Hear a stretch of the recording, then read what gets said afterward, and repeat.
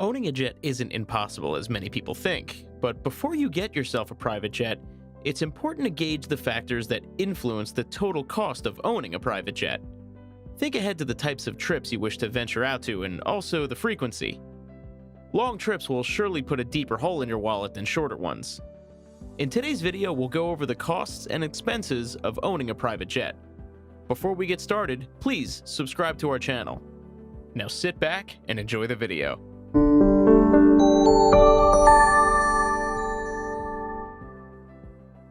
The plane needs service. Regular services and repairs vary from model to model, but in general, it varies from between $700,000 and $4 million. That's just for service. You need insurance for your aircraft. You don't have to only make sure your aircraft is insured against all accidental loss or damage, but you also have to cover your crew, passengers, and general public liability. On the Cessna 172, you'll pay about $50,000 per year. All around, insurance rates increase with the plane's age and flight hours. The larger the plane and the greater the payload, the higher the premium will go. You're paying for landing. Fees depend on the weight and the size of the aircraft to maintain the airport's building and runways. In some airports, you may get a free landing if you're refueling there.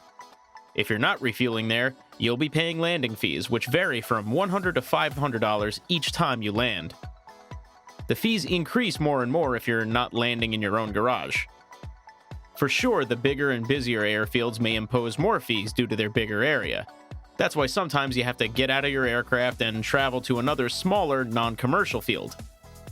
The most expensive airport in the world to land at is Haneda International Airport. Every time you land at this airport, you'll pay up to $7,000. That doesn't even include a cup of tea. The plane needs a storage facility.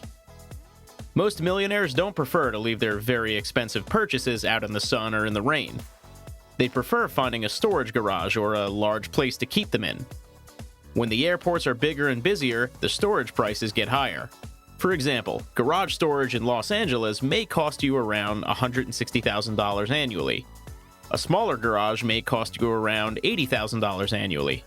Or it could be preferable to avoid all of these costs and build your own fully functional airport, just like actor John Travolta and his wife Kelly Presley did in the backyard of their home.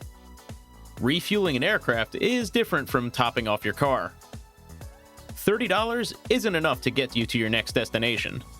Most countries have federal aviation regulations that require enough fuel not only to get to your destination safely, but allow for extra just in case you can't land where you're expecting to land and need to fly further.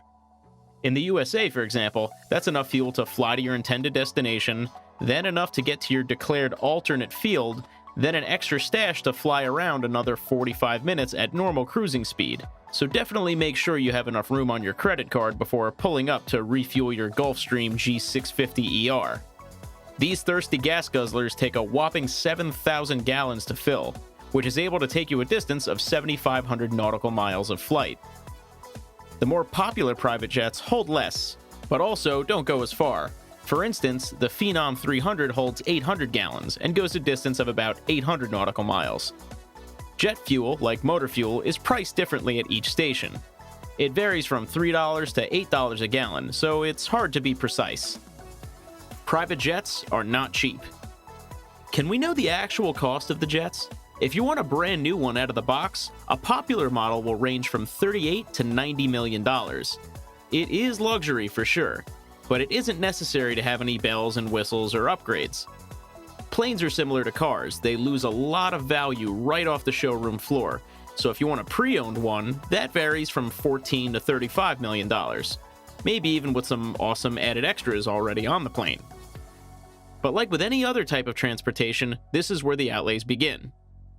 You need a pilot for your private jet. When you consider owning a non-public jet, I doubt you're thinking of carrying your own luggage, bringing a packed lunch, and pouring your own drinks, meaning you'll need quite a crew to live the mile-high life as lush as you imagined, and airline crews do not come cheap.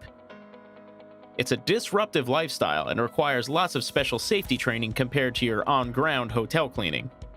Hospitality servers and pilots also are a commodity, and this is often not something to look for in the bargain bin. The pilot and crew will have your lives in their hands, so employ them wisely. Luckily, you don't require 2 pilots by law, the same way commercial aircraft do. Now, there are 2 more costs related to crew, but we'll cover that later in the video.